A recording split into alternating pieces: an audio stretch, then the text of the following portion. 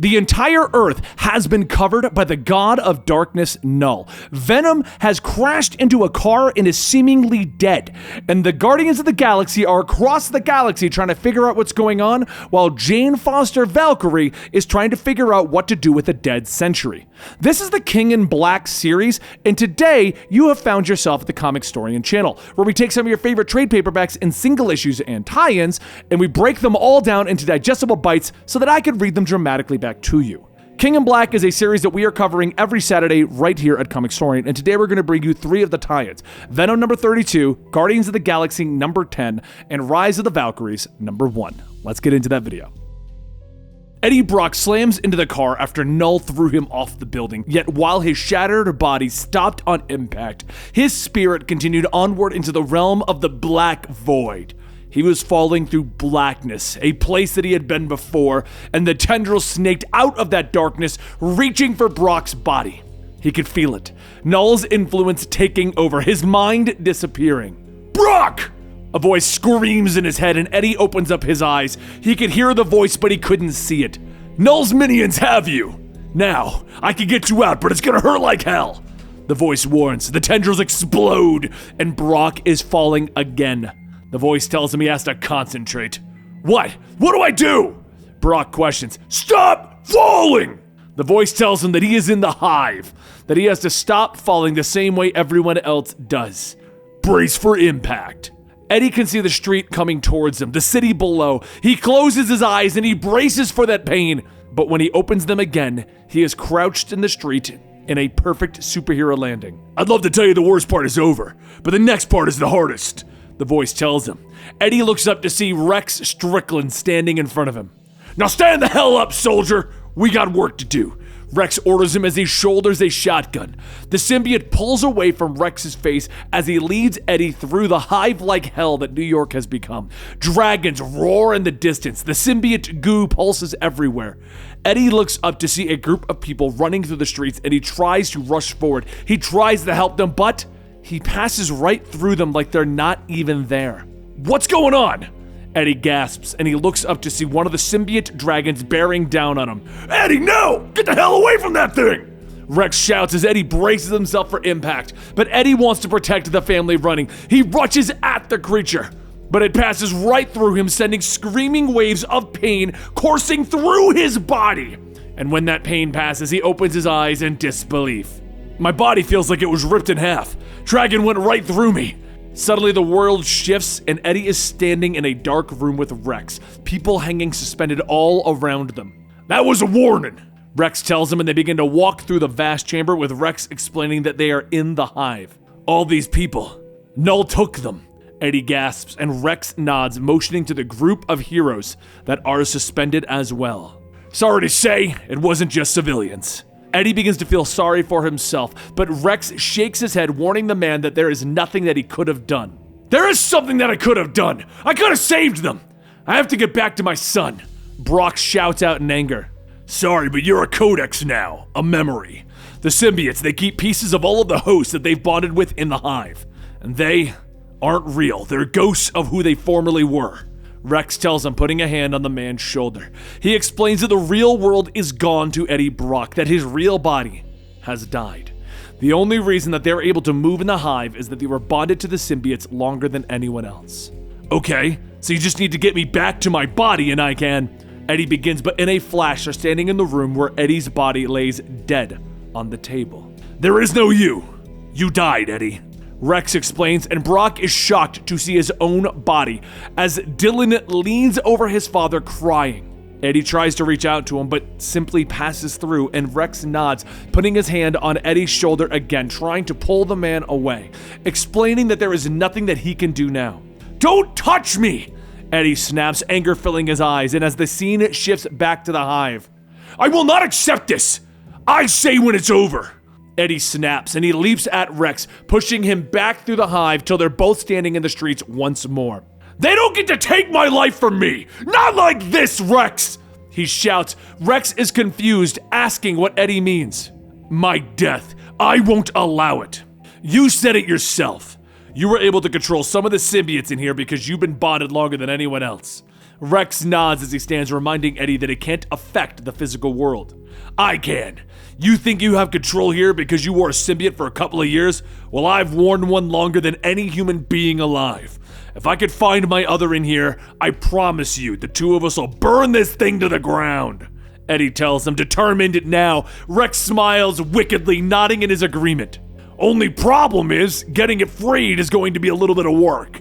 Rex tells him, pointing, and the scene shifts. They're both looking at Null sitting on the black throne, Venom twisting and slithering around his arm. Eddie gasps in shock, but Rex smiles, shaking his head. Not alone, kid. Like I told you, there's some symbiote friendlies in the hive. Some that have been here before Null arrived and don't exactly agree with his agenda. Tyrannosaurus Rex will have your back as long as we're standing, Rex tells him. They shift back to the suspended people, the shadows shifting as someone steps into the light. But most importantly, I'm happy to say, I found the Venom that I was looking for in the first place. Flash Thompson steps out of the shadows, geared for war. Agent Flash Venom Thompson, reporting for duty, sir. Good to see you again, Brock, Flash says with a smile. The Guardians stand ready. Reports have indicated that several worlds have gone dark throughout the galaxy. The representative of Silas shows them the last image that their computers were able to compile, showing a deity from before the creation of the universe. Nova looks down at the evil smile of Null. He turns to Hercules, asking if the demigod is aware of this being. No, he's not from any pantheon I recognize. A pantheon unto himself, perhaps. Hercules says with a shake of his head. The representative from the Kree Skull Alliance explains that several of their worlds have gone dark as well, and that the recon teams that they sent out have also lost contact. Suddenly, the doors bang open and the Queen of Spartax strides into the chamber. One of your astrological satellites sighted a dark dragon that has devoured the colony below. Now the beast is on course for Spartax, she warns, looking at Nova, telling him that something must be done. Richard Ryder rubs his eyes, and he tells the Guardians, guys, we got a mission. A short time later, the team tries to protect the city as the dragon continues to attack from above. Buildings crumbling as Moondragon warns them that they have already lost 2 billion people. She explains that the black goo that continues to fall from the dragon into the ground is killing people, and she can't stop it. On the ground, they discover Rocket Raccoon, who managed to avoid one of the falling missiles of black goo. He leads them over to the destruction sites, explaining that the goo reminds him of Clintar, the one that Flash Thompson used to run around with. God! A voice calls out from the destruction. Rocket pauses, sniffing the air. Pete? He whispers before taking off at a run. Rocket crests the hill, looking down at the older Peter Quill standing before him. Holy flark! Is that you? Is this Hell? Peter asks quickly. Rocket's eyes widen. You, should look right behind you, Rocket says, pointing. The dragon roars as it rushes at Peter, and as he turns, he feels the power inside of him, and he levels it with the elemental gun. A blast of pure, radiant energy hits the dragon hard, blowing a hole in the creature's head. The dragon roars as it peels away, flying off. Richard and Rocket come running over, hugging Starlord, happy that their friend is alive and shooting dragons. Peter is confused. He vaguely remembers them, but thought they died centuries ago. He explains that time moves differently where he was. Moondragon and Phyla-Land also shocked to see Peter Quill is currently alive. Moondragon reaches out with her mind, feeling that the dragon is a vessel for the hatred of Null. And now it has a personal hate for us, she explains. She can see the image of Null sitting on his black throne and hopes that Peter has more energy in his gun. The elemental pistol begins to glow in his hands as he explains that he spent centuries training with the weapon. It is not merely a gun. He can focus himself through it. Did you turn yourself into a god while we weren't looking, Pete? Rocket asks him. Nah, a god would have thought to bring a flight pack as well, Peter says, shaking his hand. Moments later, the Guardians fly after the dragon, Nova holding Pete, aiming him like a human rocket. They barrel towards the dark dragon, with Pete ordering Moondragon and Phyla to flank the creature. Rich, we're going in! Pete shouts, and the pair fly through the creature, and suddenly they're in an inky void. Yes, come! Freely of your own will into my darkness. My dark is alive. It breathes and shifts, glistening and slithering. It obeys. Here I am master. Kneel before my throne, and I will show you. Null tells them. All right, none of that is good, Nova shouts, and Peter nods, telling his friend to get him in close. The goo lashes out, attacking Nova, forcing him to drop Peter into the void. Null once again tells Pete to kneel before him. And outside, Moondragon and Phyla continue their fight, but they're being overtaken by the symbiote too. They hear Null's voice in their minds. The heroes begin to fall as Null tells them, "I'll be your master!" Suddenly, a bright light fills the void and Peter is standing. "Yeah, I heard you the first time. You say you're the master of the dark, the void.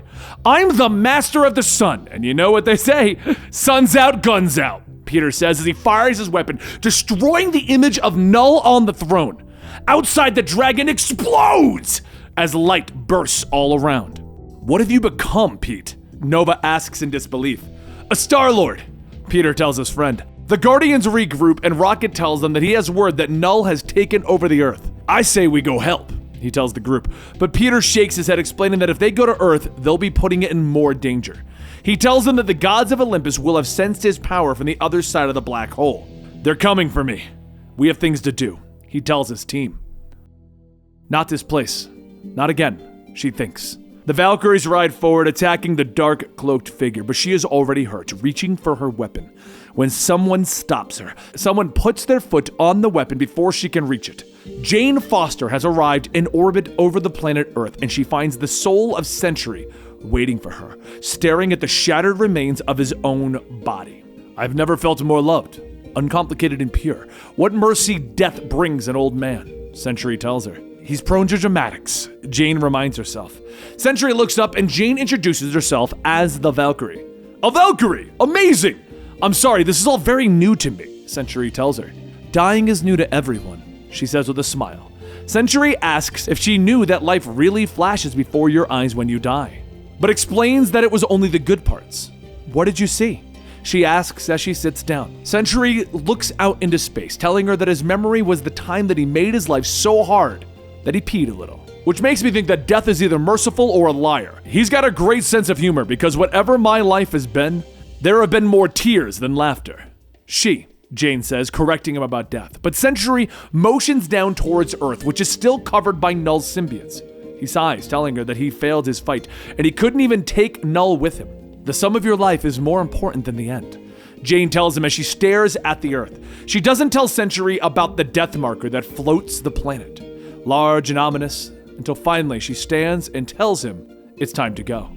On another world, Alta is drinking. The bartender hands her another drink and a baseball. "You're a hero, Tandra. A bored-damned hero," Alta says, taking the bat. She turns just as the creature rushes her with a chair. She dodges the attack, cracking him over the head. "Anyone else?" she asks as she lifts her drink. Beneath the glass, the words have been scratched into the counter. "You are not dead. Trap. Fight this," the words say. The Valkyrie stares at the words for a moment before sitting back down. In the world between death, Jane Foster and Sentry ride on the back of her Pegasus. In front of them, the corpse of a mighty celestial blocks their way, but this creature has been corrupted by Null, and even in death, that corruption remains. In the other world, the Valkyries push one of the troublemakers out the door and into the streets. She ignores the thanks of the bartender, letting the bottle slip from her hand and shatter on the ground. "The world is not real," she whispers. Jane Foster leaps from her horse and attacks the creatures that seem to flood out of the Celestial's corpse. The all-weapon shifts in her hand, becoming a mighty sword, the blade shattering the monsters, and in the shards, Jane can see the life and deaths of many people. Her name was Alta. She sees herself throwing axes with a beautiful woman. They discuss how no one has multiple axes to throw on the battlefield, and they kiss. "Get him out!" a voice yells, and Alta turns at the words. It isn't right, but it's something real. Jane Foster, meanwhile, yells at Mr. Horse again, ordering the beast to leave with Sentry. "Not without you, lass, no!" Mr. Horse neighs his response. But she orders him again, telling her friend that the creatures are after Sentry's soul. "We're not leaving you. I won't let being dead stop me from fighting," Sentry yells, but the creatures reach out for Bob, wrapping around his body. Meanwhile, Alta rushes forward, and the other Valkyries fly around her. The cloaked enemy throws a spear, piercing her chest. "It's not real. It's not real," Alta whispers as she feels her lungs filling with blood. Meanwhile, the creatures pull Sentry in, and Jane morphs the all-weapon into a flail. "I'm coming! Keep shouting!" she yells as she lashes out with the flail, piercing the corrupted souls. Alta looks up, seeing the all weapon coming at her. Well, this is new, she whispers as she grasps the weapon. She's pulled through the hole, and Jane looks at her in surprise. As Alta is pulled free, Jane slips within the swirling mass of corrupted souls. Hold on, I'll pull you free, Alta shouts, taking up the all weapon. Hey, Horse of Asgard, help me, she shouts, and Jane has the other end of the all weapon as Alta climbs aboard Mr. Horse and the two begin to pull. I will not leave without Valkyrie, lass, Mr. Horse shouts. I've got your Valkyrie, now fly like a veneer stallion, Alta commands, and they fly away as Jane is ripped clear of the corrupted souls. With the danger passing, Alta looks down at her hands. This is real, she whispers. As Jane begins to fly next to her, Alta spurs on Mr. Horse. Since when do Valkyries have wings? Alta asks. Since me! And who the hell are you? Jane asks her, and for a brief moment, Alta considers telling Jane that she is one of the original 9 Valkyries that rode for Bor and his son Odin. She raised a glass at the first feast of Valhalla, but instead, she says simply, I'm no one. And there you have it, 3 more of the tie-ins for the King in Black saga. Every Saturday, you're going to get another chapter of King in Black, as every week, we are getting tie-ins to this series. And we here at Comicstorian are trying to give you the full story. We're trying to tell you every little bit of what's going on and what is important. But what do you guys think in the comments down below? Are you happy that Agent Venom's back? Do we just want a real Flash Thompson back? Also, I do want to state that Valkyrie comic book, I'm not going to lie, I was ignoring it until it was tied into King in Black. This is a great jumping off point if you don't know what's going on with Jane Foster, if you don't know what's going on with the Guardians, and if you are curious, very soon we're going to be doing the Guardians every Sunday with Justice League Odyssey. It's going to become like our Space Sunday kind of an idea is what I had for that one, with Monday being X-Men. Either way, guys, thank you so much for your continued support. We here at Comicstorian are trying new ways to bring you the content that you want that abides by YouTube's rules, but it also makes it exciting for me. If you want to show support beyond just watching it here at YouTube, we do have a Patreon. It's called patreon.com/Comicstorian, where we put up our podcast, we put up our Dungeons & Dragons game, we give you early access to videos if they get done early enough. A lot of times they don't, based upon what's going on with our editors. But yeah, it's all stuff like that. And I do want to do a special shout out to a couple of our Patreons today. Nick Saint Amont, Tavares Black, Patrick Thompson, and Cody Page. Thank you guys so much for being a part of our Patreon over at patreon.com/Comicstorian. All right, I think I've rambled enough at the end of this video. Seriously, let me know what you think about all of this in the comments down below. What do you think about Valkyries? What do you think about Agent Venom coming back? And what do you think about Guardians of the Galaxy and him becoming a real Starlord? We're going to cover all that real soon, but right now that's the only context you have for that if you're only watching the channel. Don't forget to check out all these books at your local comic book store or at Comixology, and I'll see you next time right here.